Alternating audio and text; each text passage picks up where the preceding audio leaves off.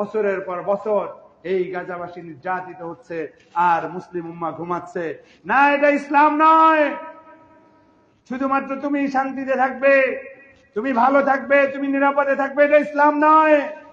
কুনতুম খায়রা উম্মাতিন উখরিজাত লিন-নাস, পুরো মানব জাতির কল্যাণে আমাদেরকে সৃষ্টি করা হয়েছে।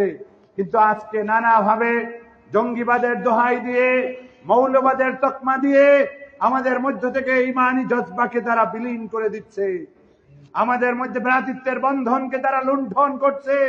আমরা ওদের এই তকমায় তকমা নিব না, ওদের এই লকবে লকব নিব না।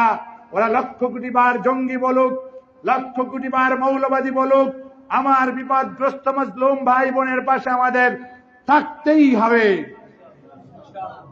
আপনি যদি আপনার ভাইয়ের এই কষ্ট অনুভব করতে না পারেন, আপনি প্রকৃত মুসলমান নন। হাদিস শরীফে এসেছে, কাজাসাদিন ওয়াহিদ, এক ইমানদার আর এক ইমানদাররা পরস্পর একটা দেহের মতো। এই দেহের কোন একটা অংশে যদি ব্যথা পায়, তাহলে তার পুরো শরীরে ব্যথা অনুভব হয়। ওই সেই মুসলমান।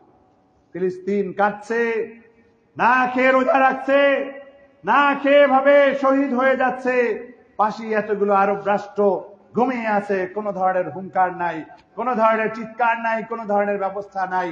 এটা ইসলাম নয়, এটা প্রকৃত ইসলাম নয়। তুমি একটু হলি সহি ইসলামের কথা বলো, এটা তোমার সহি ইসলাম নয়।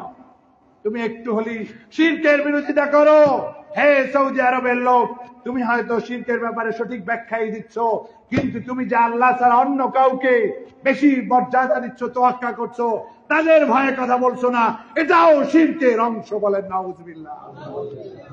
যে ব্যক্তি আল্লাহকে ভয় পায়, সে অন্য কোন রাজাধিরাজকে ভয় পেতে পারে না।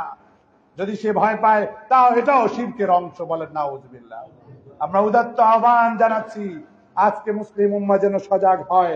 কারণ আজকে রমজানের মধ্যে একটা শিক্ষা ছিল, সহমর্মিতা, ব্যথা অনুভব করা। সেই ব্যথা যেন আমাদের মধ্যে নতুন করে আমরা অনুভব করি।